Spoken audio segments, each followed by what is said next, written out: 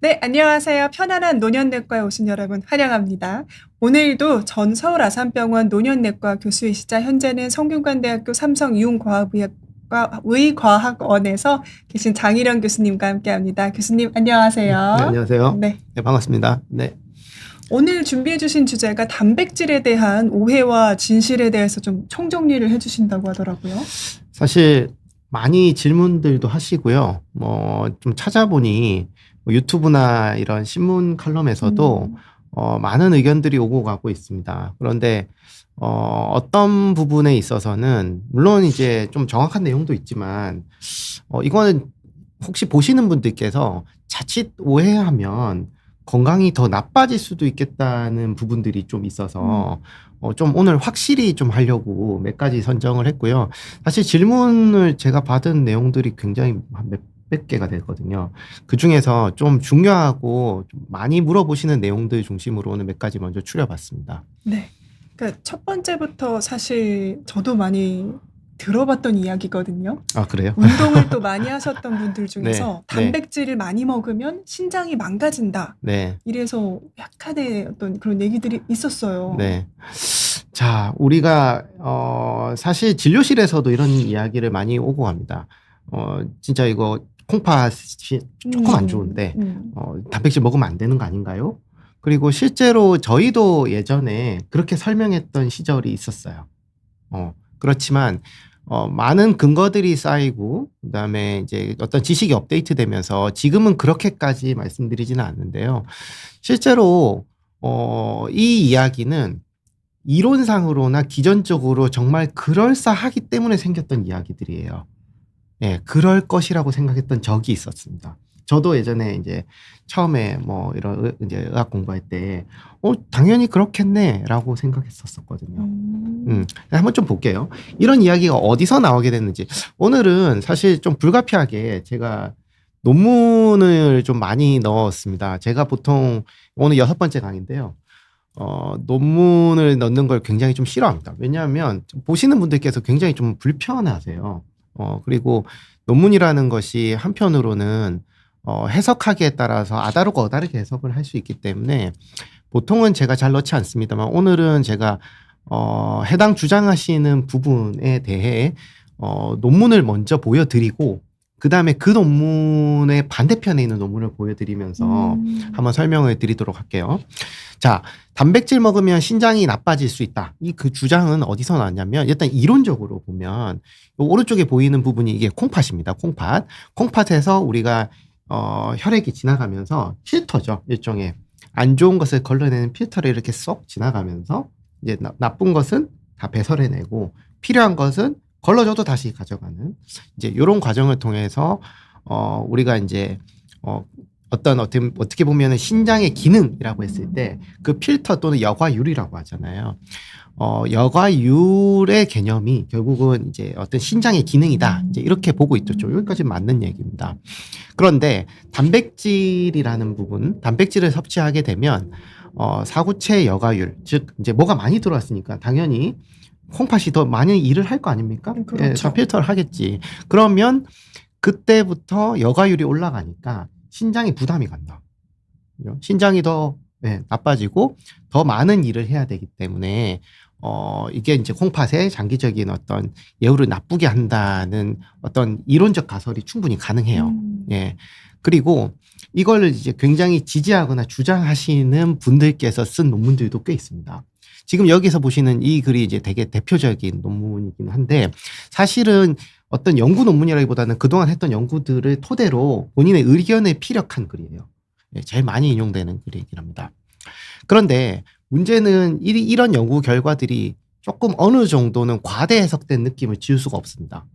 첫 번째는 이런 연구에서 다루고 있는 어떤 근거라는 부분들, 논문들이죠. 보면 대부분 관찰 연구예요. 이게 조금 어려운 얘기인데 이런 사람들이 이런 경향이 있더라. 관찰 연구라고 하거든요. 그렇죠. 사례들을 관찰해서 또 낸 연구인 거죠. 예, 일종의 이제 패턴을 탐색한다고나 할까? 예, 그래서 그게 틀렸다는 뜻은 아니에요. 그럴 수 있는 거죠.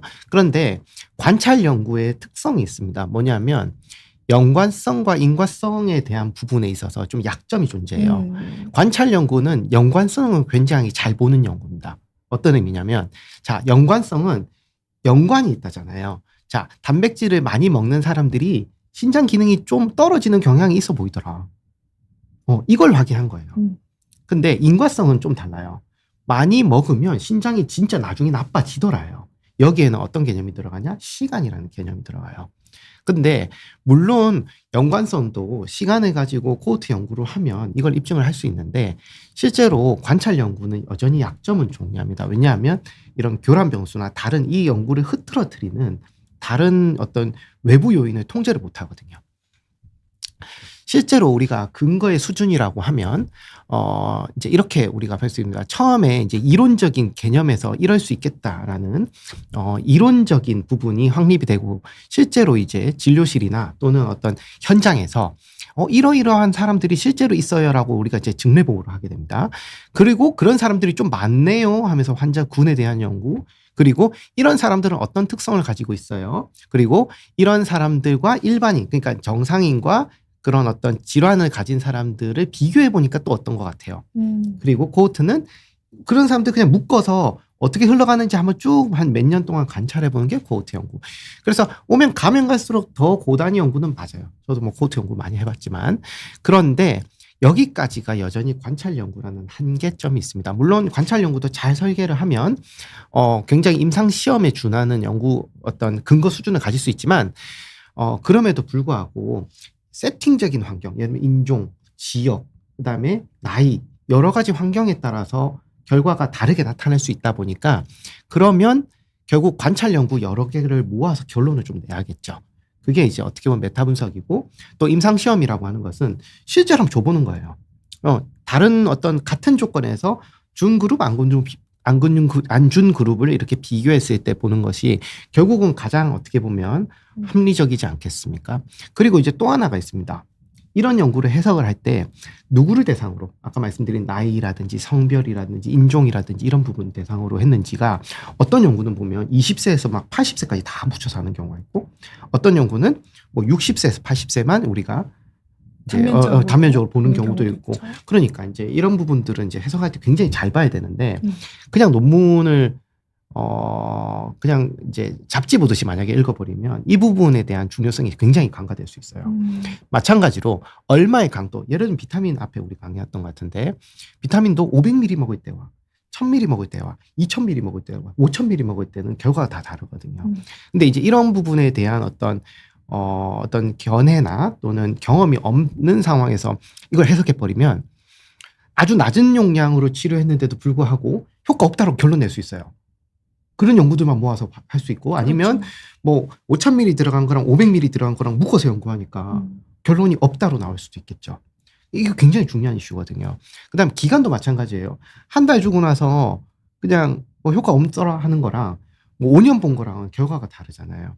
그러니까 우리가 메타라는 연구도 우리가 해석을 할 때 이 부분들 굉장히 중요하게 봐야 돼요.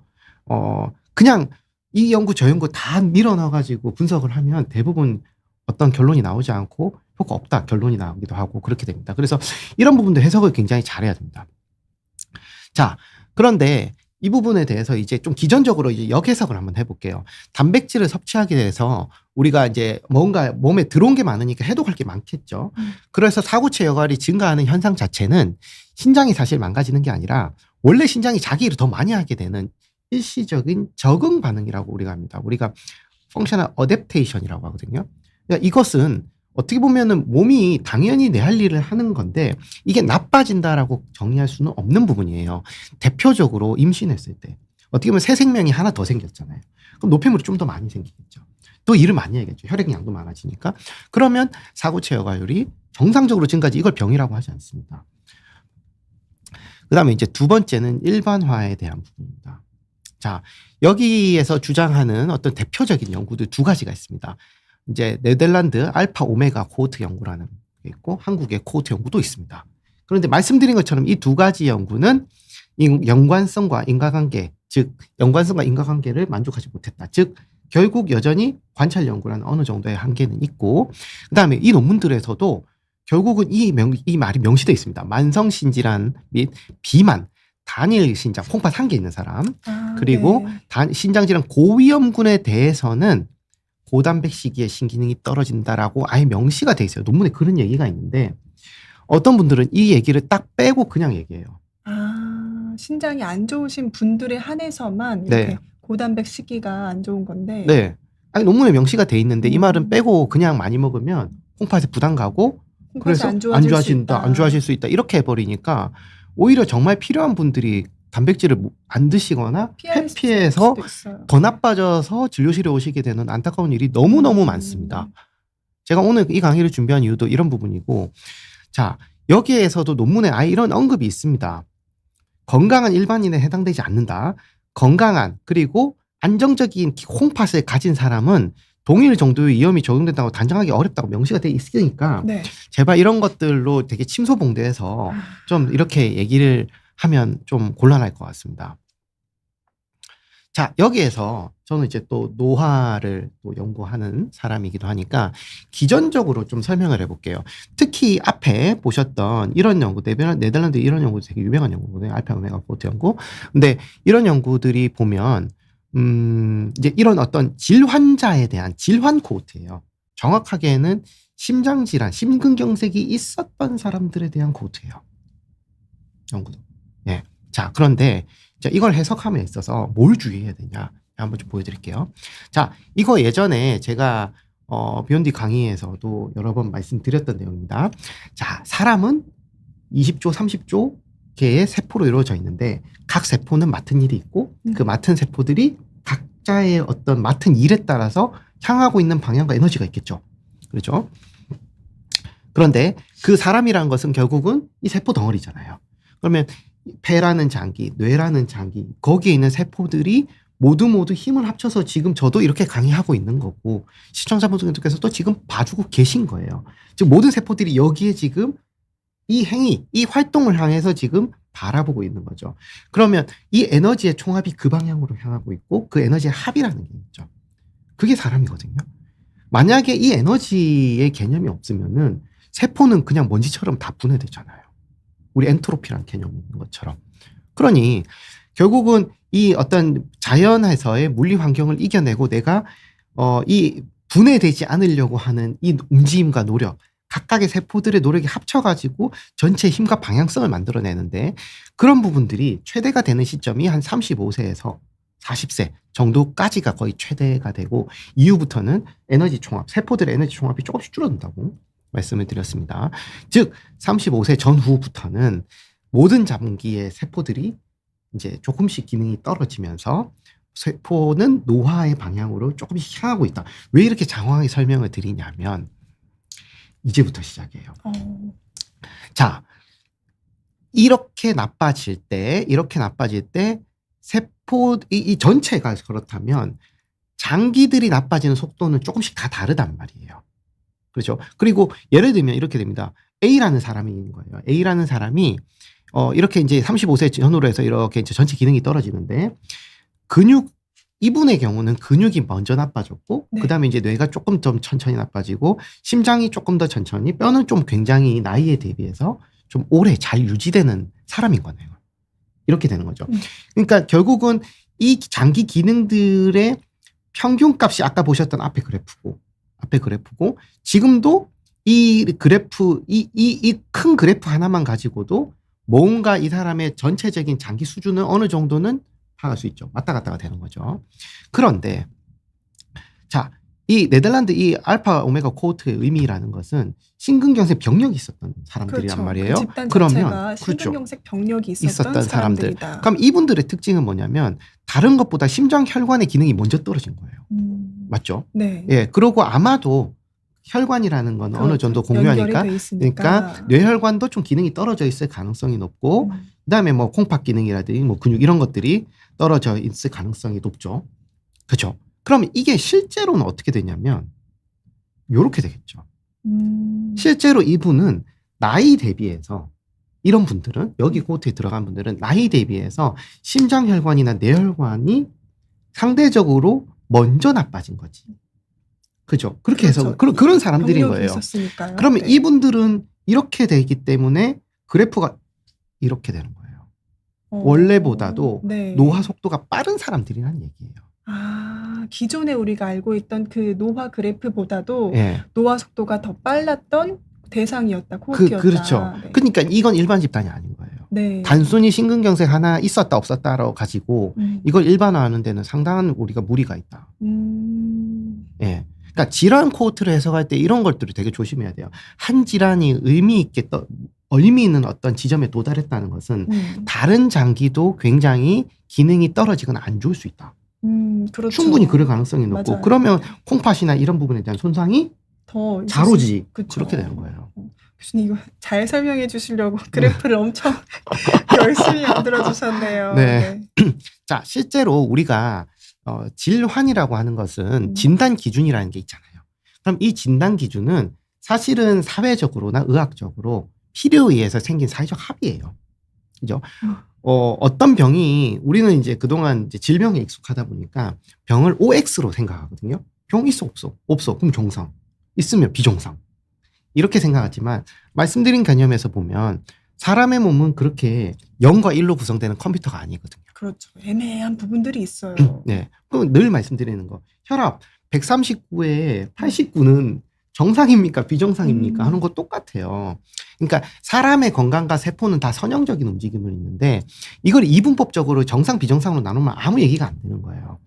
자, 여기에서도 이제 같은 개념이 설명이 되는데 우리가 콩팥 단계는 결국 콩팥의 기능이 이렇게 떨어진다고 치면 어떻게 되겠습니까? 콩팥 이제 만성신질환이 뭐 1단계, 2단계, 3단계 하면서 이제 콩팥 신기능이 이렇게 떨어집니다.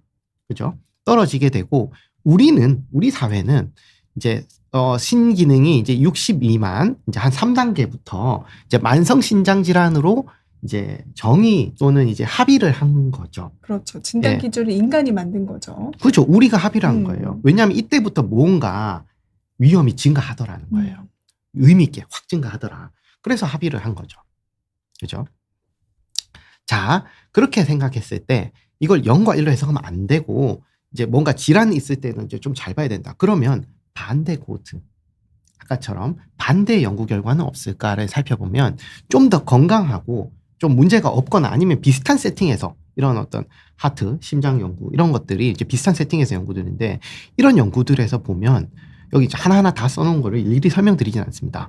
결론적으로는 이런 더 큰 호흡, 더 이제 좀 더 대표성이 있는 연구들에서는 고단백 시기를 해도 신기능에 손상을 주지가 않았었습니다. 그러니까 일반인들 대상으로 집단 연구를 하는 거에서는 그래서 심지어는 이렇게 심장이 네. 있는 같은 세팅에서 네. 해도 그렇게 나오지 않았습니다. 그래서 이 연구들에서 공통적으로 사구체 여과율 증가는 정상적인 적응이라고 결론을 냈습니다. 그러니까 단백질을 저희가 좀 과다하게, 그러니까 많이 섭취를 해서 사구체 여과율이 증가해도 그게 그냥 우리 몸이 정상적으로 적응하는 거다라고 네. 결론을 내렸다. 네, 예. 뭔가 이런 어떤 뭐 전문 운동선수는 아니니까. 네. 그래서 우리가 보통은, 이제 젊은 사람들 0.8에서 0.9kg per kg. 그렇게 이제 체중당 0.8에서 0.9 잡고, 나이 들면 우리가 뭐 1.2 이상 이렇게 얘기를 많이 들었잖아요. 근데 여기에는 심지어 1.5 이상 섭취하는 것도 있었어요. 그런 집단 연구도 에서도 있었네요. 네. 이런 것도 괜찮다 나와요. 심지어는요, 이제 이게 여기 최신 연구들이에요, 이제부터. 지금 보면은, 이제 메타 분석이라고, 아까 그 피라미드의 맨 꼭대기에 있었잖아요. 이런 코호트 연구들을 다 모아가지고 다시 한번 이제 좀 봤더니, 이제 여러 세팅을 한 거예요. 아까처럼 이 사람이 단백질을 얼마나 먹었냐부터 시작해서 또 무슨 단백질을 먹었냐 가지고 이렇게 이제 다 촘촘히 나눠서 한번 좀 분석을 해봤더니, 총 단백질, 식물성, 동물성 단백질 과다 섭취가 만성 심질환 위험을 오히려 18%, 23%, 14%씩 감소시켰습니다. 완전히 반대되는 얘기죠. 그러니까 의학이라는 게 이런 거라니까요. 예. 처음에 우리가 그럴 것이라고 생각하고 나왔던 한두 가지 연구를 더 깊게 파고 들어가고 세팅을 더 좋게 바꾸다 보면 오히려 반대 결과로 도달하는 경우들이 꽤 있다니까요. 업데이트가 필요해요. 신기하네요. 예. 이 뒤에 조금 더 자세히 보여드릴게요. 그리고 심지어는 그러면 도대체 얼마까지 괜찮아? 맞아요. 왜냐면 이게 운동 많이 네. 하시는 분들에게 네. 또 초미의 관심사였거든요. 그죠. 그래서 이제는 초고단백에 대해서 임상 연구를 합니다. 네. 예. 그래서 아까 kg에 대한 1.2kg 정도? 1.2, 1.5. 네. 보통 우리가 이제 임상에서 좀 많이 드세요 하면 2g까지 보통 좀 많이 하거든요. 근데 여기는 3.3에서 오히려 4.4예요. 제 4-5배를 더 많이 네. 먹겠네요. 예, 그래서 한 1, 2년 동안 그렇게 먹게 했습니다. 음. 근데 아무런 장기 문제가 생기지 않고 혈관 문제도 안 생깁니다. 물론 이분들이 10년, 20년 가보면 어떻게 될지는 좀 더 지금도 하고 있기 때문에 네. 뭐 단정하기 어려운데 지금 2016, 2018년이죠? 예. 자, 앞으로 또 무슨 얘기가 나오겠죠. 그러나 현재까지는 별 문제가 없어요. 다만 어쨌든 현재 여기까지 결론은 초고단백이 무조건 괜찮다 이런 의미는 아닙니다. 2년 정도, 그러니까 단기간에 그렇게 하는 것 자체가 아마 큰 문제는 안 생기는 것 같다까지는 알고 있어요. 예. 근데 여기서는 말씀드리는 건 별로 병이 없어야 돼요. 병이 없어야 됩니다. 맞아요. 예, 뭐 저는. 당뇨 있고 이러면은 이건 곤란합니다. 예, 정말 건강한 일반 성인이라고 생각하시면 돼요. 전 아직까지 여기 노인 얘기 안 했습니다. 그죠? 여기서는. 자, 실제로 자마 네트워크 오픈 되게 큰 저널로 알고 있잖아요. 여기에서 방금 보셨던 그 연구 결과들이 나옵니다. 자, 보시면 60세 이상의 노인이죠. 자, 코호트 3개를 묶어가지고, 그럼 큰 코호트 3개를 묶었어요. 만성신질환 1에서 3기. 그러니까 콩팥병이 있어. 네. 콩팥병이 있는데 4단계에서 5단계는 되게 좀 심한 거거든요. 왜냐면 곧 투석 얘기가 나오거나 투석 중인 사람들이에요. 그 전 단계인 사람들한테 단백질 섭취하고 10년 동안 사망률을 분석을 해봤어요. 자, 해봤더니, 자, 여기 보면 빨간색 선은 콩팥 질환이 있는 사람. 네. 파란색 선은 노 크로닉 키드니 디지즈, 즉 콩팥병이 없는 사람. 네. 비교했을 때 비슷한 패턴이 보여요. 그래서 이게 신기하네요. 그러니까 네. 어떻게 신기능이 자, 떨어지는 건 모르겠지만 네. 사망률에 있어서는 어쨌든 큰 차이가 없었다는 거네요. 오히려 자 보시면 여기 이제 X축이 단백질 섭취가 아까처럼 뭐 그 체중 1kg당 뭐 우리가 아까 뭐 0.9, 1.0, 뭐 1.2 이랬잖아요. 여기 지금 1.8까지 지금 포함되어 있거든요. 네. 자, 0.8에서 0.9보다 더 많이 섭취하면 섭취할수록 사망률이 줄어요. 심지어 75세 미만에서도 그렇고 75세 이상에서는 더 효과가 크게 나옵니다. 그러네요. 그런데 콩팥이 나쁜 사람들은 더 많이 줄어요. 그러네요. 그리고 또 거꾸로 너무 덜 먹잖아요. 우리가 네. 사실 콩팥이 조금 안 좋은 분들은 이쪽도 왼쪽은 유의미하게 봐야 되는 예, 거예요? 이쪽도 유의미해 봐야 돼. 이쪽은 콩팥 질환이 있든 없든 간에 사망률이 1보다 증가해요. 네. 단백질을 일단 꼭 먹어야 되는 거네요. 그래서 네. 이런 근거로 우리가 단백질은 조금씩 더 드셔라고 하는 거고 네. 적어도 그냥 아무 생각 없이 더 드세요가 아니라 부족하진 않게 하라는 거예요. 부족하지 않게는 바로 요 지점보다 오른쪽으로 가세요예요. 예, 근데 콩팥 나쁘니까 우리가 먹으면 안 돼요. 라고 결론 내는 순간 대부분 이 지점에 가 있단 말이에요. 예. 맞아요. 또 안 챙겨 예. 드시면. 그러니 콩팥 살리려다가 큰 걸 잃는다. 결론. 자, 신장 질환이 있어도 중증이 아니면 일반인과 비슷한 결론이 나옵니다. 자, 그래서 60세 이상에서 단백질을 더 먹을수록 사망률은 감소되는데 심지어 콩팥병이 있어도 네. 체중 1kg당 1.8까지도 사망률이 늘지 않고 오히려 감소합니다. 그리고 지금 노인이에요. 지금 60세 이상이에요. 그리고 0.8g 이러면 사실 이제 우리로 따지면은 권장 섭취량이잖아요. 권장 섭취량 미만으로 섭취하면 어쨌든 콩팥 질환이 있든 없든 전부 다 사망률 증가한다. 자, 이렇게 말씀드리고 자, 정리를 해보겠습니다. 결국은 자, 이 질문 단백질을 많이 먹으면 신장이 망가진다는 거에 대한 답은 정상인과 신장 고위험군을 분리해서 생각을 해야만 되고 현재까지 근거를 종합해 볼 때 콩팥이 꽤 나쁜 상태가 아니라면 일반인은 거의 대부분 문제가 없다. 근데 꽤 나쁜 상태의 의미는 사후체 여과율이 현재까지 30 미만. 그러니까 우리가 콩팥병으로 4단계 또는 5단계 이런 분들이거나 현선 단백뇨, 단백질이 콩팥에서 되게 많이 새는 분들이 있어요. 이런 분들, 또 혈뇨가 있는 분들, 콩팥 하나인 분들 이런 분들은 좀 더 문제가 되겠죠. 그런 분들은 진짜 조심하는 건 맞아요. 그래서 가능한 신기능을 저해하지 않는 범위에서는 조금 더 양을 어느 정도 채워주는 게 전체적인 건강 총점에서 유리합니다. 그럼 도대체 왜 의사들이나 이제 우리 전문가들 나와서 이런 얘기를 하느냐? 왜 괜찮다 얘기를 하느냐? 실제로 그럼 이거 신경 써야 될 사람이 우리나라에 얼마나 있느냐 하고 똑같아요.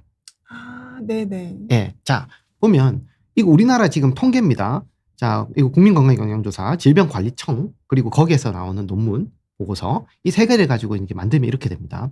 자, 신기능이 우리나라의 정상인 사람은 전체 국민의 92에서 95%입니다. 70세 이상에서도 네. 75에서 79%입니다.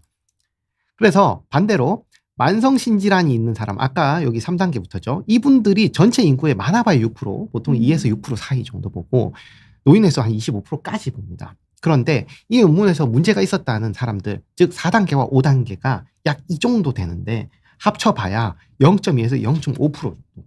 노인에서도 합쳐봐야 4%. 우리가 방송을 할 때 그래도 다수에게 만든 어떤 이야기를 하게 되지. 이런 분들 대상이라면은 아예 제목을 다르게 달잖아요. 맞아요. 만성신질환자들을 위한 단백질 섭취법. 뭐 예를 들면 하죠. 그렇죠. 뭐 네. 추석을 준비하는 분들을 위한 단백질 섭취 이렇게 들어가겠죠. 네. 그걸 일반화시키면 안 되는 거예요. 그러네요. 네. 그런데 왜 이런 괴담이 생겨났을까요?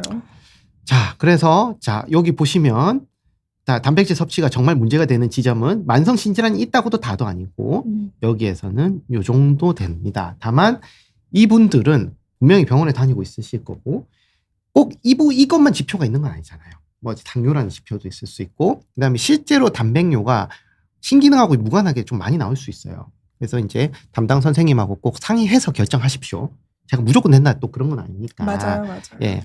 그리고 우리가 지금 만성신질환 같은 경우도 지금 보면 조금씩 줄어들고 있는 추세. 뭐 물론 늘어난다고 하면 늘어날 수 있겠지만 그렇게 많지 않은 비율이 있고 연령에 있어서는 이제 70세 이상에서 조금 더 주의하셔야 되는 건 있으니까 참고하시면 되겠습니다. 네, 맞아요. 네. 이 단백질을 많이 먹으면 신장 질환까지도 이렇게 많이 생각을 하셨거든요. 네. 그래서 지레 겁먹고 프로틴 네. 쉐이크 좀 덜 먹고 음. 이런 이야기가 있었는데 또 그 일간에는 왜냐면 당뇨 이야기가 있었거든요. 단백질을 너무 많이 먹으면은 네. 당뇨가 그러니까 당뇨병이 생긴다가 아니라 당뇨가 잘 생길 수 있기 때문에 그렇죠. 관리해야 된다. 그러니까 이것도. 우리가 당 오르는 거 무서워서 이제 단백질도 맞아요. 못 혈당 먹죠. 수치가 좀 이렇게 네. 올라가니까요, 실제로. 네. 저도 처음에 이렇게 진료 경험이 많지 않을 때는 또 그런 줄 알았고 공부할 때 그런 줄 알았는데요. 이것도 한번 좀 볼게요. 자, 이렇게 주장하시는 분들의 근거가 또 있습니다. 네. 자, 이론적인 부분에 있어서는 자, 단백질이 많이 들어가게 되면 우리 몸에 섭취를 하게 되면 인슐린이 많이 분비가 되는데 동시에 인슐린 저항성도 이제 너무 늘어나기 때문에 인슐린 저항성이 늘어나면서 2형 당뇨병이 늘어난다. 이론적으로 뭐 틀린 거 아닙니다. 그리고 실제로 이걸 이제 뒷받침한 임상 근거들, 코호트들 또 있어요. 네덜란드가 이런 거 잘하거든요. 그래서 보면 20세에서 70세 사이에 단백질 섭취의 상위군들은 당뇨병 위험이 2배 이상 높더라. 그리고 이런 헬스 얘기들이 LBC 무섭죠. 연구, 예, 고단백군에서도 이제 한 2에서 40% 높아지더라. 그래서 결론, 단백질 많이 먹으면 당뇨 발생 늘어난다라고 주장을 하십니다. 이런 연구도 있었어요. 근데 문제는 반대의 근거가 더 많습니다. 심지어 최근 연구네요. 네, 네. 자, 우선은 우리가 여기서 한번 좀 생각해 봐야 되는 것은 단백질을 우리가 어떻게 섭취하는가예요. 단백질을 어떻게 섭취하느냐. 뭔가 요리를 하고 음식을 하고 먹죠. 예. 그러면 실제로 단백질을 섭취했다고 생각하지만 먹게 된 것은 거기에 있는 지방과 탄수화물과 심지어는 양념과 그다음 얘를 고기를 어떻게 가공하느냐에 따라서 가공 부산물들까지 사실은 다 섭취하는 거예요. 그래서 단백질은 실제로 어떠한가를 보는 연구들을 한 거예요. 즉 순수 단백만 이제 다 제쳐놓고 이제 한번 들여보는 거예요. 네. 우리가 이제 그 부분이 우리가 아미노산이라 그러죠. 그죠? 그러니까 단백질만 맞아요. 가지고 교수님께 배웠어요. 예. 그 단백질만을 구성하는 성분들. 네. 그래서 이제 그런 부분만 이제 딱 보충을 했더니 음. 오히려 인슐린 민감도는 좋아지고 미토콘드리아 기능도 좋아지더라. 그다음에 비건인 분들한테서도 고단백 먹으면 인슐린 민감도가 되게 좋아지더라. 자, 그리고 또 하나 임상적으로도 보면 자, 메타 연구가 제가 여러 연구들을 제일 많이 모아놓고 했던 거 있잖아요. 13개의 이제 우리가 이제 전향적 연구, 무작위 연구를 이제 좀 봤더니 고단백환 섭취를 해도 당할 색소 변화 없더라. 인슐린 저항성은 오히려 좋아지더라. 또 이거는 아까는 단일 연구였잖아요. 이거는 13개 묶었다니까요. 예, 그리고 이제 여러 가지 연구를 묶어 보니까 오히려 U자형이 생기고 어떤 질환에서 특히 비만, 비알코올성 간질환, 우리로는 지방간이라고 그러죠. 술 안 먹고 생기는 지방간. 이런 분들한테는 오히려 더 좋던데? 신장을 오히려 보호한다. 그러니까 이제 당뇨를 네네. 당뇨를 보호한다. 네. 당뇨를 안 생기게 한다. 네. 보호한다는 거 있더라. 자, 근데 자, 여기 보면 자, 뒤에 한번 보여 드릴게요. 자, 이게 실제 연구 결과거든요. 보면 자, 일반 성인이고 여기는 이제 질환이 있는 사람들입니다. 지금 자, 식단 내에 단백질의 비율에 대해서 이제 조사를 한 거예요. 보면 식단 내 단백질 비율이 이제 10%인 분들도 있고 20%인 분들도 있고 30%인 분들도 있죠. 봤을 때 식단의 비율이 너무 단백질이 낮아져도 전체적인 당뇨병 발생 리스크가 올라가는데 그런데 어느 정도 적정선에 있으면 오히려 당뇨병 발생 확률이 줄어듭니다. 그러다가 어느 수준 이상 올라가면 다시 당뇨 발생 확률이 높아지는 걸로 나옵니다. 그러면 결국은 이 조언이 괜찮은 조언인 거잖아요. 그렇죠. 네. 어느 정도 네. 비율을 섞어서 식사를 하면. 네, 그러니까 식사 안에 단백질이 일정 비율이 있어야지 오히려 너무 없어도 안 되고 너무 늘어나는 것도 리스크를 동반한다. 다만 질환에 따라서 이거 해석이 조금씩 달라질 수 있는데 네. 결국 이 존과 이 그래프의 각 기울기죠. 기울기가 조금씩 달라질 수 있지만 기본적으로 이 존은 존재합니다. U-쉐입이라고 하잖아요. U-쉐입, U 모양으로 돼 있는 이 이득이 있는 구간은 반드시 존재하게 됩니다. 그러니까 단백질을 꼭 먹어야 된다는 거네요. 네. 어쨌든 이 이득을 보려면요. 그러니까 먹어서 올라갈 수는 있는데 네. 부족하거나 일정 수준 이하부터는 오히려 안 안 좋다. 좋고 적당량 먹는 게 오히려 당뇨 발생 위험이 더 떨어진다는 얘기예요. 예. 그러니까 우리가 이분법적으로 자꾸 생각에 익숙해서 그래요. 많이 먹으면 안 된다를 네. 적게 먹어라고 해석을 하시면 안 돼요. 알겠습니다. 예. 그리고 이제 왜 이런 오해가 생겼는지 한번 이제 살펴보면 아까 말씀드렸던 단백질 음식이라는 것과 단백질 아미노산은 충격적이었어요. 다르다는 거. 그래서 이제 여기에 말씀을 한번 드렸고 두 번째 동물성 단백질이 위험하다는 연구 결과들이 되게 많아요.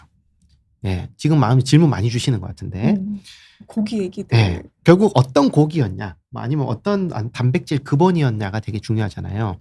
그런데 연구에서 공통적으로 나오는 이야기들은 바로 가공한 고기였어요.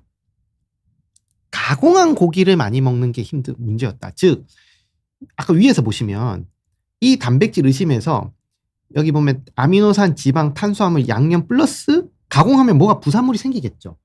얘네들이 문제였다는 거예요. 양념과 부산물들 뭐 아니면 일부 지방이 문제였던 거지. 미가공된 살코기, 생선, 유제품 오히려 위험이 낮아집니다. 스테이크 같은 것들. 네, 미가공한 것도. 네. 예, 건강하게 먹으면 오히려 나아진다. 예, 그리고 특히 순수 단백질로만 섭취하면 인슐린 죄송합니다. 감수정이 아니고 감수성입니다. 감수성을 거의 자극하지 않고 즉 혈당 안 올린다는 얘기입니다. 정말 순수 단백질이 있는 뭐 프로틴 쉐이크나 이런 것들 있잖아요. 네네. 그런 것들 얘기하는 거네요. 네, 오히려 그러니까 단백질에 더 가까워질수록, 순수 단백질에 가까워질수록 당뇨하고는 거리가 점점 멀어진다는 겁니다. 네. 오히려 이걸 먹으면 혈당 관리를 훨씬 더 잘하게 되고 심지어는 우리가 뭐 식욕이라든지 또는 이제 어떤 근육의 질이라든지 이런 부분에서 이점이 굉장히 크거든요. 예, 그래서 혈당 관리가 훨씬 쉬워진다는 결론이 지금 많이 나오고 있습니다. 닭가슴살로 가겠다고. 네. 레레레오님께서 얘기해 주시네요. 심지어는 당뇨만 병인가요? 우리가 당뇨를 포함해서 고혈압, 당뇨, 고지혈증, 뭐 아니면 비만, 그다음에 좀 더 나가면은 뭐 지방간 이런 거 있지 않습니까? 다 대사증후군 형태잖아요. 당뇨만 보지 말고 이 전체 대사증후군, 왜냐하면 이제 대사증후군 다 세트니까 요즘은 전체 대사증후군을 봤을 때 필수 아미노산을 늘려가면 늘려갈수록 대사증후군은 줄어든다니까요. 그러니까 단백질은 죄가 없는데 네. 가공한 고기 때문에 단백질에 오해를 받았던 아, 거예요. 근데 그거는 조금 아닌 것 같아요. 음. 그러니까 저희가 믿었던 연구들에서 했던 단백질이 햄, 소세지 이런 거라고 생각을 못했을 거 아니에요. 그러니까 우리나라는 좀 그런 어떤 문화가 비교적 한식 중심이다 보니까 네. 그렇게까지 우리가 많이 스턴트라든지 음. 또는 가공 스테이크, 가공육 이런 음. 것들을 많이 먹지는 않잖아요. 맞아요. 근데 외국은 정말 많이 먹고 아, 배신감이 기본- 드는데요. 네, 그리고 정말 비만한 사람들이 너무너무 큰 문제가 돼서 음. 앞에 외국인 연구들을 살펴보면 BMI 체질량 지수가 전부 다 32, 뭐 35 이런 분들이 대상인 거예요. 그러다 보니 결론이 저렇게 나온 거예요. 그러네요. 근데 우리나라는 저희는 특히 해봤자 뭐 해봐야 뭐 불고기. 그러니까 체질량 지수 23, 네. 뭐 21, 좀 비만이네 그럼 25, 7? 뭐 이 정도다 보니까 사실은 다른 사람 가지고 얘기하는 거랑 똑같아요. 그러네요. 그걸 가지고 외국에서 이렇게 때문에 우리가 이렇게 된다? 그렇게 해석하는 거 굉장히 위험합니다. 아까 제가 잘 봐야 되는 게 몇 개 있다 했잖아요. 자, 정리하면, 자, 심지어 이제 그쪽에서 많이 이야기하는 네이처 퍼스펙티브 논문에서도 이제 너무 무분별하게 단백질 보충제를 막 먹지 말라는 경고의 의견일 뿐이에요. 경고이자 의견일 뿐이지, 네. 이게 우리가 이제 체계적인 어떤, 무작위 연구라든지 메타 연구가 아닙니다. 그리고 메타 연구들은 오히려 당뇨병 증가의 근거가 없습니다. 오히려 최신 연구들은 근육 예방 목적으로, 즉 근육 키우는 목적으로 단백질을 그 정도 섭취했을 때 오히려 당뇨에 더 긍정적인 효과를 보이는 걸로 나오고, 특히나 그 부분이 식물성이라면 예, 이형 낭비 위험이 훨씬 더 줄어듭니다. 예, 이 연구도 아까 그쪽에서 얘기하는 거예요. 그리고 논문도 저탄수 고단백 식단으로 갔을 때 예, 오히려 혈당과 체중이 개선되고 안정되는 경향이 있다. 예, 해석할 때 체리 피킹을 하면 안 돼. 네, 안 됩니다. 내가 원하는 것만 이렇게 딱 골라서서 예. 결론을 내면 안 된다는 거죠. 네, 예. 네. 실제로 당뇨 발생 위험은 언제 증가하냐? 동물성 단백질이나 가공육이 중심이 되고 플러스 그것이 과다할 때 문제입니다. 많이 먹을 때. 예, 그때 문제가 됩니다. 그리고 동물성 단백질을 위한 음식이 문제지 단백질 그 자체, 특히나 필수 아미노산은 문제가 되지 않고 이론점이 훨씬 많다. 예, 이렇게 생각하시면 됩니다. 그래서 닭가슴살로 가시겠습니다. 레온 님은 네. 사실 틀린 건 아닙니다. 현실적으로 힘들어서 그렇지. 맞아요. 현실적으로 힘들죠. 닭가슴살을 드실 때 결국은 후추 뿌리고 뭘 하실 거 아니에요. 맞아요. 또 구울 지금 때도 여태 그 얘기한 겁니다. 시즈닝하고 네, 예, 그 가공을 얘기한 거예요. 예. 아, 그리고 이 얘기도 진짜 많이 들었어요. 그러니까 한국인은 그 밥상 자체가 뭐 통곡물 밥이라던가 뭐 나물에서도 조금 단백질을 이미 충분히 먹고 있기 때문에 굳이 더 안 먹어도 된다라는 이야기 저도 많이 들어봤어요. 네, 물론 정말 그런 분들이 있기는 있죠. 네. 자, 이제 이렇게 주장하시는 경우는 이제 이런 근거들이 있습니다. 우리가 이제 국민건강영양조사를 전체를 봤을 때 남자가 한 1.17, 여자가 한 1.05g 정도로 국민들이 이 정도 먹더라. 그러니 권장 섭취량이 0.8이거든요. 일반 네. 성인이. 그거보다 많이 먹지 않느냐.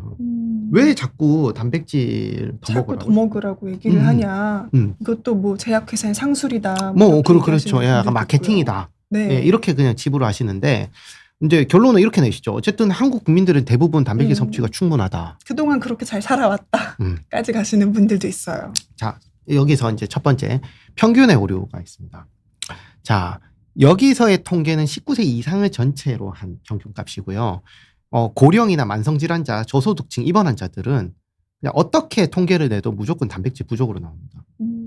예, 특히나 65세 이상에서는 필요한 양 1g조차도 아니면 하루 10g도 안 먹는 분들이 너무 많다라고 나와요. 그리고 아침 단백질 섭취량은 세계적으로도 우리나라가 굉장히 낮은 편입니다. 맞아요. 네. 그러다 보니까 이분들이 이 메시지를 듣고 가면 굉장히 사실 건강에 위해가 발생할 수 있어요. 안 좋을 수 있다는 거죠. 일단 두 번째 이슈가 있습니다. 일일 권장 섭취량이라는 개념이 있어요. 알고 계시잖아요. 우리가 이제 어떤 비타민제든 아니면 어떤 제품 뒷면을 딱 보면 있어요. 일일 권장 섭취량에 뭐 100%, 50%, 200%도 있잖아요. 그럼 오케이. 근데 심지어 200%인 300%인 걸 먹어봐도 저 탈 안 나는 분들이 태반이잖아요. 음. 자, 여기에서 우리가 한 가지 알아야 되는 것이 있습니다. 바로 일일 권장 섭취량. 이걸 좀 뭐 일일 권장 뭐 영양량 뭐 여러 가지 이제 좀 단어는 많지만 어쨌든 기본적으로 RDA라고 합니다. 하루 필요량이라는 것을 하는데 정의가 그러니까 처음부터 이 정의 즉 만들어질 때 어떤 기준으로 인해서 얘가 만들어졌냐면 인구 집단의 약 97에서 98%가 결핍을 예방하는 수준으로 그 양이 얼마인지를 찾아서 국민들한테 제시하는 아주 보수적인 양이에요. 그럼 거의 그냥 최소치라고 생각을 그렇죠. 해도 굶어 되겠네요. 죽고 말라 죽지 않고 결핍으로 병 안 생기는 최소량이 어. 정도입니다. 그것도 매일매일 그 양을 섭취했을 때, 그럼 거꾸로 매일매일 그게 안 된 분들은 권장 섭취량 모자라면 거의 무조건 결핍인 거예요. 그러네요. 그렇게 생각해보면 그러네요. 네. 그러니까 이걸 너무 맹신하는 경향이 있다. 더군다나 본인이 활동량이 많고 머리를 많이 쓰고 심지어는 건강이 지금 나빠지고 있다고 생각하시는 분들은 지금 손실 구간이거든요. 이런 분들은 오히려 상대적 결핍이 심해지겠죠. 그런 분들은 권장 섭취량 갖고는 대부분 해결이 안 되고 하루라도 이거 부족하게 되면 전체 기관에서는 결핍이에요. 그래서 권장 섭취량은 아주 이상적인 이야기지 실제로 우리가 임상에서 적용할 때는 이대로 가면 개 부족이 엄청 나옵니다. 정말 새끼 잘 챙겨 드시는가? 맞아요. 그러니까 내가 그렇죠. 오늘 이 정도 먹었다고 해도 네. 내일 그만큼 먹을 거란 보장도 없고요. 그렇죠. 현실적으로 어떤 날은 바빠서 뭐 라면 국수로 먹는 날도 있고 어떤 날은 기분 낸다고 또 좀 다른 거 먹잖아요. 그러니까 사람의 삶이 그런 거지. 우리가 현대 사회를 살면서 그걸 어떻게 뭐 기계적으로 탁탁 먹을 수는 없잖아요. 제가 조선일보에 이제 이 내용 가지고 제가 이제 칼럼을 쓰고 있으니까 12월 2일자로 쓴 내용을 그냥 그대로 발췌해왔습니다. 보시면 상대적 결핍이라는 개념이 있어요. 즉 우리가 필요한 양이라고 하는 것은 방금 말씀드린 유지용량이죠. 유지용량이 결국은 권장 섭취량이겠죠. 권장 섭취량이지만 거기에 현재 부족한 양과 현재 부족한 그동안 수년 여기 보면 수개월 수년에 걸쳐서 결핍되었던 양들 네. 갚아야 되죠. 그다음에 추가적인 소모량 내가 과도한 업무를 한다. 스트레스를 한다. 심지어는 내가 운동을 한다. 그렇게 했을 때 더 필요한 양이 생기겠죠. 그 양이 충족이 안 되면은 그 행위가 사실은 나한테 손실로 다가오지 이득으로 발생 안 하니까. 그러니까 이 양이 필요량이라는 거지 전부 모두가 하나같이 권장 섭취량 하나만 쳐다보다 가다 보니 안 되는 거예요. 그래서 문제 해결이 안 되는 거예요. 그러게. 나는 권장 섭취량을 잘 따라서 먹고 있는 것 같은데 왜 근육이 안 늘까? 네. 혹은 왜 이렇게 피곤할까? 이런 경우들이 있다는 거네요. 지난번에 제가 이제 비욘디 칼럼에서도 계속 이제 어떤 강의에서도 이 말씀을 좀 여러 번 드렸습니다. 그래서 이제 실제로는 최적 섭취량과 치료 섭취량의 개념이 있습니다.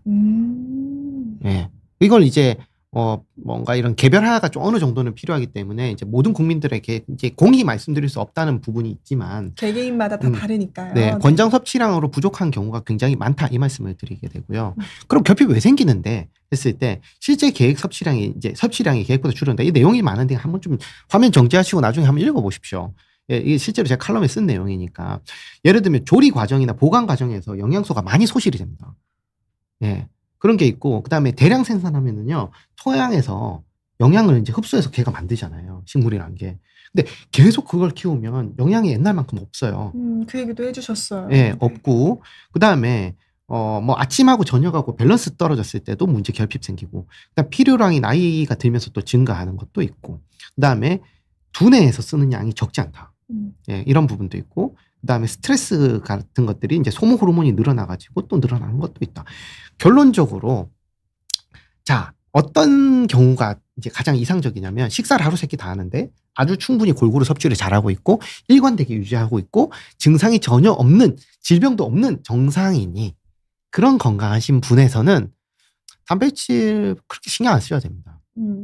예. 그런데 이제 저도 바쁘면 식사가 늘어지거나 또 이렇게 건너뛰는 것처럼 안 되는 포인트가 발생하면 걔는 채워야 돼요. 맞아요. 이미 저도 저기서 하루 세끼 안 됐고요. 충분히 골고루도 잘 안 하는 것 같고 네. 일관도 아닌 것 같아요. 네. 네.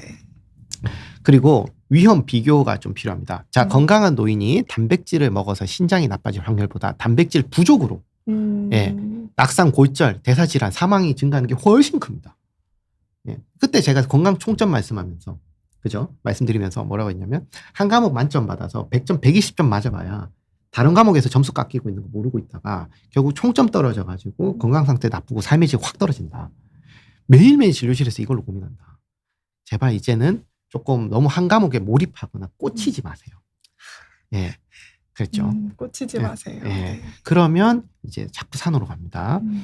그리고 하여튼 노인한테 무서운 거는 신장 손상이 아니라 어쨌든 근감소증이고 당뇨가 아니라 근감소증이 더 위험할 수 있다. 근감소증은 모든 장기에 다 영향을 미칩니다. 심지어 치매나 이런 것까지도 암까지도 늘어나니까. 자, 그래서 이미 외국의 대부분의 가이드라인에서는 신장 기능이 심각하게 손상된 상태가 아니면 충분한 단백질 섭취를 권장하고 있고 그 어떤 섭취 권장량이 계속 올라가는 추세고 이번에 우리나라도 올해 들어서 단백질의 식단에서의 비율이 조금 더 올라야 된다고 이번에 발표가 난 적도 있습니다. 네, 알겠습니다. 이 내용도 한번 다루고 가볼까요, 교수님? 네. 왜냐면 이것도 많이 들어본 얘기라서요. 네, 질문 주신 분들이 있어서 제가 답을 안 맞아요. 드렸습니다. 그러니까 이 질문을 지금 시청자분들도 실시간으로 많이 주셨어요. 네. 단백질 섭취를 굳이 나눠 먹을 필요 없이 그냥 한 번에 몰아서 먹어도 내가 하루 총 필요량을 채웠으면 충분하지 않나. 자, 반은 맞고 반은 틀립니다. 네. 자, 아이고 죄송합니다. 자, 이 주장의 논리는 이렇습니다. 많은 양의 단백이 들어오면은 사람의 몸이 소화기관부터 시작해서 더 천천히 흡수해서 조절한다라는 어떤 생리적 기전이 있고, 그다음 단백질 양을 여러 개에 나누면 좋기는 하지만 어쨌든 아침을 거르고 점심에 더 많이 단백질을 섭취를 해서 해도 하루 총량이 맞으면 별 문제는 없다. 그래서 하루 양이 일단 되고 나면은 나머지는 크게 신경 쓰지 않아도 된다라는 측이 있습니다. 그리고 이에 대한 근거로서 이런 이제 유명한 연구들, 이렇게 셀 리포트, 다 이제 어느 정도 이름 있는 저널들이고 이렇게 이야기를 하고 있습니다. 여기에 주장하는 논문들은 다음과 같습니다. 예를 들면 건강한 젊은 남성들한테 웨이트 트레이닝을 하고 단백질을 0g 안 준 거죠. 25g, 100g을 한번 줘봤다. 우유 단백질을 줘봤더니 100g 섭취한 그룹이 25g 준 그룹보다도 단백질 합성, 근육이죠. 근육 합성이 훨씬 30% 이상 높았고 12시간 넘게 가던데? 그래서 100g 한 번에 먹어도 우리 몸은 충분히 근육도 잘 만들고 흡수소소 낮춰가지고 100g 알아서 잘 써. 라는 결론이 하나 있고, 두 번째. 자, 어쨌든 이제 이거는 어떤 임상 연구는 아닌데, 이제 앞에 연구들을 가지고 이제 본인의 의견을 적은 연구입니다. 20g 이상을 먹으면은 뭔가 이런 어떤 더 이상 효과는 없다라고 나오는 것은 이제 빨리 흡수되는 유청단백이나 계란, 흰자 이런 것들 먹어서 생긴 오해다라고 하면서 어쨌든 식사를 통해서 단백질을 섭취하게 되면 천천히 방출되기 때문에 한 끼에 40g 이상 50g 먹어도 몸이 충분히 처리할 수 있다. 그래서 횟수에 집착하지 말고 하루 총량만 채워라. 이렇게 결론을 내는 경우가 있고, 세 번째는 이제 메타 분석인데, 자, 운동 직후 1시간 내에 어떤 이제 기회창이라고 합니다. 그때 지킨 그룹과 그렇지 않은 그룹에서 근육 성장 차이가 별로 안 나던데. 예. 그래서 하루에 총 얼마 먹느냐가 훨씬 중요하더라. 타이밍보다 하루 총량이 더 중요하다라는. 그래서 제가 여기에 대해서는 절반은 맞고 절반은 틀리다고 하는데, 결론부터 말씀드리면 일단 총량을 지키는 건 필요해요. 그런데 그게 충분하지는 않습니다. 자, 왜 충분하지 않은지 여기에서 보여드릴게요. 첫 번째는, 자, 우리 근육은요, 가만히 있으면 계속 빠지게 돼 있어요. 왜냐하면 생성과 분해를 계속 반복한다고 앞서서 제가 강의마다 말씀을 드리고 있습니다. 그러니까 분해 속도는 일정한데 생성이 그걸 초과해야 근육이 좀 생기고, 그걸 가지고 이제 우리가 생기지 못할 때 쓰는 거예요. 결국은 식사를 하고 나면은 이제 근육 생기라는 신호가 오게 되고, 거기에서 이제 만들어 놓은 것을 이제 안 먹는 동안, 우리가 안 먹거나 또는 자는 동안에 이제 그 분해해서 쓰는 거예요. A와 B인 거죠. 관계죠. 결국 A가 늘어야 되고 B가 줄어야 좋습니다. 그런데 이 어떤 생성의 신호는 크게 두 가지라니까요. 물리적 신호, 근력 운동. 걷기가 아닙니다. 근력 운동. 두 번째는 필수 아미노산이 일정 농도 이상 올라갈 때예요. 만약에 100g을 먹으면 팍 올라가겠죠. 예. 올라가서 이 시간이 길어져서 최대 12시간까지 갈 수 있습니다. 예. 그런데 문제는 최대 12시간이라. 최대 12시간. 제가 맨날 강의 때마다 말해요. 맞아요, 담배 공부할 때. 맞아요. 네, 길어봐야 제가 12시간이지 그 이후부터는 사실은 빠지고 있을 가능성이 없다. 그러니까 저희가 점심에 스테이크를 먹어서 50g을 채워도 그렇다고 그거를 다음 날에 음. 채우면은 이미 네. 24시간이 지나는 거니까 네. 안 자, 된다. 예, 그런 게 있고, 그다음에 좀 더 보실게요. 자, 여기서 좀 헷갈려 하시는 게 바로 소화와 합성이 다르다는 거예요. 자, 근육은 한 번에 처리할 수 있는 단백질 양이 어느 정도는 정해져 있거든요. 그러면 40g 이상 섭취해도 생기긴 생기는데 효율이 급격히 떨어집니다. 뒤에 한번 그래프 하나 보여드릴 거예요. 두 번째는 단백질은 특별한 저장 형태가 없어요. 그러니까 우리가 탄수화물이나 지방은 그 고유의 저장하는 형태가 있는데 단백질은 그 자체가 몸을 구성해 버려요. 그래서 100g을 먹어서 얘가 어디든가에 저장이 되면 결국 몸 어딘가에 예를 들면 항체라든지 또는 어떤 근육이라든지 어떤 조직을 형성해 버린다고. 근데 거꾸로 얘기하면 그래서 안 먹고 필요할 때는 다시 그 조직을 허문다니까요. 아. 예. 예를 들면 근육으로 저장했다가 네. 근육을 허물어서 다시 쓰는 거랑 똑같아요. 아. 근데 문제는 그때의 효율이 약 60에서 70%밖에 안 된다는 거야. 그러니까 처음에 내가 100g 먹었다고 100g이 아닌 거네요. 그렇죠. 그러니까 날아가는 포션이 반드시 발생해요. 아. 그게 비장으로 처리가 되거든요. 네. 그러니까 결국 나중에 되면은 점점 떨어지는 거야. 풀링이. 예. 그리고 또 하나가 앞에 보시면 이 사이클을 여러 번 밟을수록 좋은데 굳이 한 번으로 막아가지고 뒤에 이 웨이브를 하나 안 주는 게 손해거든요. 그게 기회의 창을 날린다. 그렇네요. 예. 왜 굳이? 굳이. 그래서 보통의 경우 일반 식사를 하면 우리가 100g 먹는 경우는 거의 없어요. 그래서 길어야 보통은 4에서 6시간. 그러니까 많아봐야 6시간 정도 합성되는 거예요. 보통은 2-3시간이 많아요. 우리나라 식단은. 네. 그러니까 2-3시간 만들어지고 나머지 빠지는 시간인 거예요.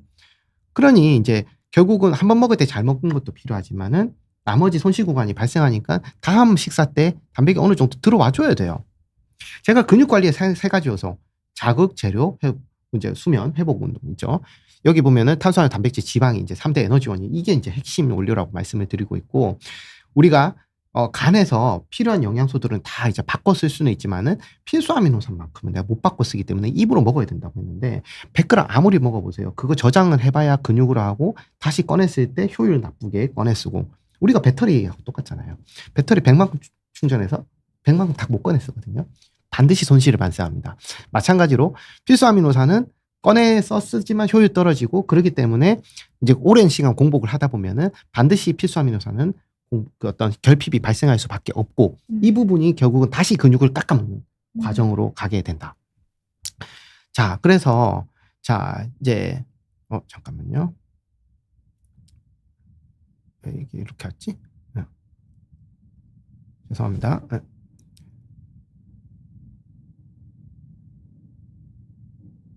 자, 그래서 한 번에 몰아서 섭취하는 것들이 왜 괜찮게 보이느냐? 여기에 이제 노화의 개념이 나와요. 건강하고 젊은 남성을 대상으로 한 연구였기 때문에 노화의 개념이 전혀 고려되지 않았어요. 운동하는 사람들이었잖아요. 근데 우리가 단백질의 동화 저항이라고 들어봤죠. 나이가 들면 들수록 단백질의 동화 저항이 생기면서 똑같은 양을 먹어도 근육이 훨씬 덜 생긴다. 그죠? 그래서 결국은 많이 먹거나 아니면 자주 반복할 수밖에 없다.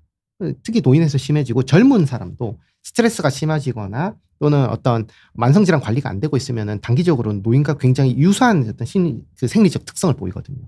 그렇기 때문에 이 노화를 고려하게 되면은 이 얘기는 사실은 반쪽만 맞는 게 되고 전체적으로 시간이 가면서 아까 제가 효율이 떨어진다 했잖아요. 필수 아미노산 풀링이 감소되면서 결과는 단백 공복의 6대 증상 지난번에 말씀드렸죠. 네. 그런 걸로 결론이 납니다. 따라서 몰아먹기는 단기적으로는 문제가 안 됩니다. 그러나 수개월 수년 뒤부터는 이제 필수 아미노산을 중심으로 한 결핍이 반드시 발생을 하게 되고 여기에서 운동의 효과가 점점 줄어들고 근육을 유지하기도 버거워지게 됩니다. 그리고 하루의 양을 충족시키는 게 일단은 중요하긴 한데 총량이 일단 1번이고요. 그렇죠. 양을 충족시키는 게 1번이고 그 다음에 단백 공복을 해결하는 게 2번입니다. 그러니까 총량만 맞았다고 안심하면 안 된다는 거네요. 네. 그럼 마지막 간단하게 하겠습니다. 읽으십시오. 초과 단백질 섭취는 절대 근육이 되지 않는다라는 이야기 됐죠. 그런 줄 알았죠. 아까 일정 농도 이상 올라가면 근육 생성이 자극이 됩니다. 네. 네. 그럼 되겠네요. 네, 됩니다. 네, 실제로 보면 이렇게 되는 거예요. 그러니까 되기는 돼. 이게 단백질 섭취가 늘어나면 근육 생성이 늘어나는데 이 슬로프가 그러니까 이제 각도가 천천히 가는 거지. 그러네요. 완만해. 그러니까 효율이 좀 떨어지는 거예요. 근데 우리가 이렇잖아요. 단백질 섭취량을 늘리면 늘릴수록 아까 말씀드린 현실적으로 순수 필수 아미노산 먹기는 어렵잖아요. 다른 걸 같이 먹게 될 수밖에 없다니까. 그러면 나눠 먹는 게 리스크 관리에서 유리한 그러네요. 거예요. 네. 자, 오늘 이렇게 말씀드렸고 사실 건강 정보들이 너무 넘쳐납니다. 뭐 아마 뭐 조회수나 클릭수를 생각하셔가지고 어떻게 하면 더 자극적인 또는 이제 어떤 시청자들이 좋아할 만한 이야기 없을까라고 고민하는 컨텐츠 크리에이터들이 많은 것 같습니다. 어떻게 하면은 이제 듣기에 우리 듣기 좋은 얘기를 하는 게 아무래도 클릭수가 좋거든요. 근데 조심해야 돼요. 실제로 아까 앞에 말씀드린 이런 부분들을 잘못 이해하고 있어가지고 반대로 이해하셔가지고 건강 나빠지는 분들이 너무 많습니다. 그래서 이런 거 걸러내는 법 제가 5가지 적어놨습니다. 첫 번째, 해당 분야의 현업에 종사해야 됩니다. 예를 들면 제가 지금 메신저가요. 예, 제가 만약에 저 지금 내과 의사고 제가 노인의학 전공인데요. 제가 만약에 신경외과에 뇌 수술을 가지고 제가 논문을 엄청 많이 봐서 공부를 했어요.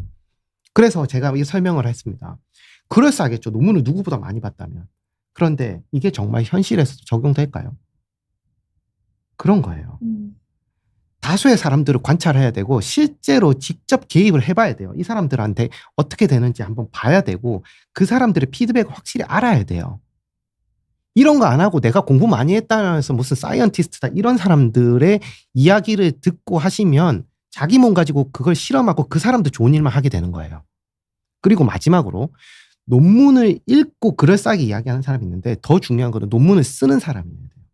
논문을 써본 사람은 그 논문을 보면 약점을 알아요. 근데 논문을 몇 개 안 써보고 한 10개 미만으로 쓴 분들은요. 논문을 읽고 이게 뭐 어떤 약점이 있는지 못 읽어내요. 그러다 보니까 그냥 논문이라고 그냥 다 들이미는 거예요. 과잉 일반화를 하고 네. 또 해석에서도 어떤 네. 오류가 생긴다. 네. 그래서 논문을 여러 번 많이 써보고 다른 논문들을 많이 검토해 본 정도 돼야 실제로 논문을 논문답게 결론을 낼 수가 있습니다. 이런 것을 우리가 각자가 사람마다 건강 세계관이 있거든요. 내가 예를 들면은 내가 어떤 특정 분야의 전문가다 그러면 그분은 그게 굉장히 중요한 사람이고 또 다른 분은 또 그게 굉장히 중요한 영역이 있어요. 왜? 내가 만약에 콜레스테롤 전문가다. 그럼 본인이 생각하실 때는 콜레스테롤이 세상에서 제일 중요한 어떤 위험 요인일 수도 있는 거죠. 그죠? 마찬가지로 내가 어떤 뭐 마취 통증 쪽이다. 그러면 통증이 되게 중요한 어떤 영역일 수 있는 거예요. 그런데 그 부분을 너무 과대하게 해석한 어떤 정보를 읽다 보면 자꾸 한쪽으로 치우치게 되기 때문에 예, 그걸 좀 해석할 때 좀 주의하시는 게 필요하고 특히나 현업에 없는 사람들이 논문 가지고 얘기할 때 그거 제일 조심해야 됩니다. 이상입니다. 네, 알겠습니다. 시의적절하고 의미심장하다고 더블유님 댓글 남겨주셨고요. 저희 시간이 다 되어서 마무리를 해야 되는데 질문들 그래도 주신 게 있어서 박재강님 질문만 좀 받아보면 어떨까요, 교수님? 리박트 아시트는 뭔지 모르겠네요. 리박트 아시트 같은 아미노산은 도움이 안 되나요? 도움 됩니다. 다만 리박트는 우리가 이제 BCAA라고 이제 루신을 포함한 우리가 이제 브랜치 아미노 애시드잖아요. 네. 리박트는 근육의 합성을 깨우는 신호의 역할이고요. 신호의 역할이고 그 뒤에 그러니까 생기는 신호는 주는데 실제로 그 근육이 생기려면 9가지 필수 아미노산이 다 필요한데 3가지 먹은 거하고 똑같아요. 아, 네. 예, 그럼 나머지가 들어가야 의미가 있습니다. 네. 네. 알겠습니다. 네, 박재강님 좀 질문에 대한 답이 되셨으면 좋겠습니다. 네, 저희가 오늘 강의 준비한 게 많아서 시청자분들 질문에 대한 대답들 많이 못 들어서 죄송합니다. 네, 저희 다음 시간에는 댓글 주시면은요, 제가 예, 답 달아놓도록 하겠습니다. 영상에다가 댓글로 질문 남겨주시면 교수님께서 답변 달아주신다고 하니까요, 참고해 보시면 좋을 것 같습니다. 네, 예, 좀 길어져서 죄송합니다. 아닙니다. 네, 시청해 주셔서 고맙습니다. 편안한 노년내과 시간이었습니다. 감사합니다.